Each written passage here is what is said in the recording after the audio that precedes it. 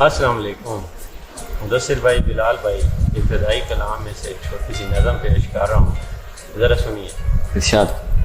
باپ کے نام سے پہچانے جانا بھی کوئی کم اعزاز تو نہیں، پر یہ حسرت ہے کہ تو میرے نام سے جانی جاتی، تیری ذات میری ذات سے پہچانی جاتی.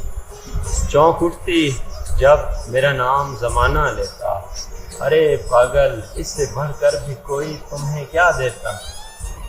سنو تا مرگ ستاروں کی طرح چمکو ساری اور درخشاں ہو جاؤ. سنو تم میرے نام سے جانی جاؤ، سنو تم میرا ہی جہاں ہو جاؤ. سنو تم اب جعفر ہو جاؤ، سنو تم اب عرفان ہو جاؤ.